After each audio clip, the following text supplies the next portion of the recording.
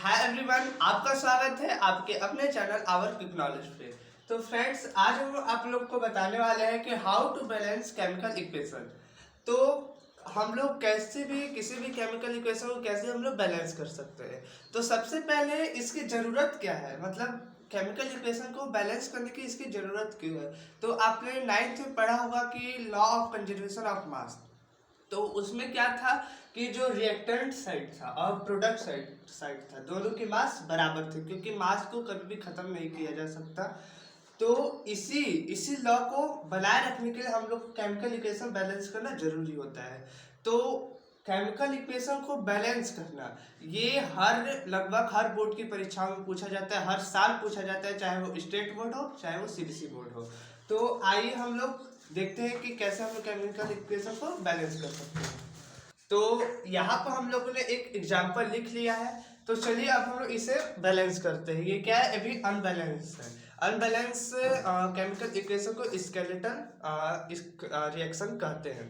तो अब यहाँ पर बी ए कितना है, बी ये एलिमेंट की संख्या कितनी है, बी ए कितना है 1 है। यहाँ पर सी एल कितना है, सी एल यहाँ पर 2 है। अब यहाँ पर H2 कितना है, H यहाँ पर 2 है। और यहाँ पर S कितना है, S भी यहाँ पर 1 है। और O कितना है, 4 है। अब हम लोग ये हो गया रिएक्टेंट साइड। अब ये है प्रोडक्ट साइड। प्रोडक्ट साइड का देखते हैं। बी ए कितना है 1 है, S कितना है 1 है, O कितना है 4 है, और H कितना है 1 है, और Cl कितना है यानी क्लोरीन कितना है 1 है। अब हम लोग देखते हैं, मिलाते हैं कि क्या ये दोनों बराबर है, यानी कि रिएक्टेंट साइड और प्रोडक्ट साइड दोनों बराबर है। तो यहाँ पर बी ए कितना है 1 है, इधर बी ए 1 है। Cl यहाँ पर कितना है 2 है, इधर Ca कितना है 1 है। ये एक अनबैलेंस हो गया। अब यहाँ पर देखते हैं H, यानी कि अब हम लोग इसे एक बार दिमाग में रख के चलते हैं कि ये क्या है, अभी अनबैलेंस है, यानी कि ये जो है इस इधर एलिमेंट की संख्या और इधर एलिमेंट की संख्या दोनों बराबर नहीं है। यहाँ पर H कितना है 2 है, यहाँ पर भी H 1 है। अब यहाँ पर S 1 है, O 4 है, तो ये बराबर है, SO4 लगभग की बराबर है। यहाँ पर Cl 2 है, यानी कि एक बात याद रखिएगा, यदि ये जो कंपाउंड है, यदि इसमें किसी भी एक एलिमेंट से यदि एक एलिमेंट को बढ़ाया जाता है, यानी कि वो जो सारा एलिमेंट है, वो सारा कंपाउंड है, उन सभी एलिमेंटों से उसका गुणा होगा। यानी कि इस तरह 2 हम लोग लिख सकते हैं इंटू 2, क्योंकि यहाँ पर हम लोग Cl का 2 से गुणा कर रहे हैं, क्योंकि यहाँ पर 2 है और यहाँ पर 1 है, यानी कि इंटू 2 करेंगे तो ये भी 2 हो जाएगा। यानी कि इसको यहाँ पे लगा देंगे, यानी कि अब हम लोग देखेंगे कि ये क्या हो जाएगा, ये 2 हो जाएगा और ये भी 2 हो जाएगा। तो अब देखते हैं Ba1 Cl2 और यहाँ पर H2 2 है, यहाँ पर H कितना है 2 है, यहाँ पर S कितना है 1 है, इधर भी S 1 है, O कितना है 4 है, इधर भी O 4 है। यानी कि एक तरह से ये पूरा बैलेंस हो गया, इधर का भी मास बराबर हो गया, इधर का भी मास दोनों का बराबर हो गया।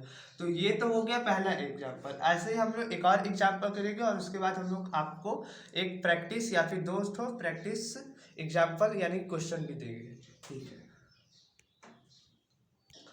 तो अब यहाँ पर सेकेंड एग्जाम्पल हम लोग देख लेते हैं।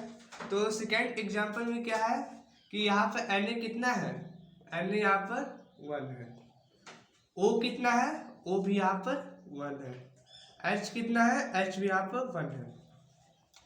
अब यहाँ पर H 1 है और अब इधर देखते हैं तो ये भी H यहाँ पर 2 है, S कितना है 1 है, O कितना है 4 है, ठीक है। अब यहाँ पर Na इधर कितना है, इधर 2 है Na, इधर S कितना है, इधर S 1 है, इधर O कितना है 4 है, इधर H कितना है 2 है, इधर 1 है O, यानी कि ऑक्सीजन यहाँ पर 1 है। तो अब हम लोग यहाँ पर देखते हैं Na यहाँ पर 1 है, Na यहाँ पर 2 है। तो सबसे पहले जो पहला आप लोग को अनबैलेंस दिखता है, तो यहाँ पर इसको बैलेंस करने के लिए अब क्या होगा, ये सबसे गुणा होगा, यानी कि यहाँ पर 2 हो जाएगा, 2 Na, यहाँ पर क्या हो जाएगा 2 Na, अब ये भी क्या हो जाएगा, 2 हो जाएगा। H भी क्या हो जाएगा, 2 हो जाएगा, यानी कि 2Na। यहाँ पर O। अब O को देखते हैं, O यहाँ पर बैलेंस नहीं, यहाँ पर O कितना है, 2 है, यहाँ पर O कितना है, 1 है, यानी कि यहाँ पर ये क्या हो जाएगा, गुणा हो जाएगा 2 से।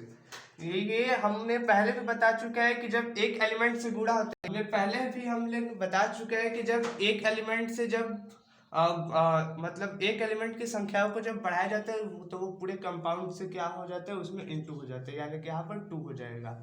अब देखते हैं, अब यहाँ पर क्या हो जाएगा, तो 2n।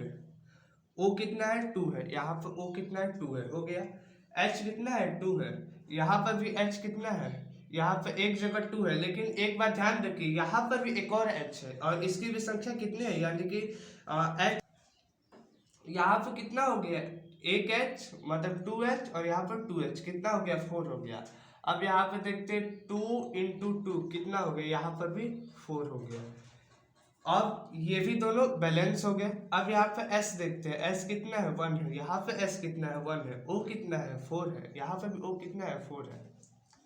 तो ये क्या हो गया, अब ये पूरी तरह से अब ये दोनों बैलेंस हो गए। कैसे, तो आप हमने यहाँ पर 2n है, यानी कि आप लोग एक बात ध्यान रखें, जब आप लोग जब प्रैक्टिस कर लेंगे क्वेश्चंस की, तो ये सब आप लोग को लिखने की जरूरत नहीं पड़ेगी। आप लोग बस देखेंगे कि यहाँ पर Na की एक कमी है, तो यहाँ पर 2 ऐसे ऐसे, मतलब आप लोग मतलब बिना लिखे आप लोग आराम से बना सकते हैं।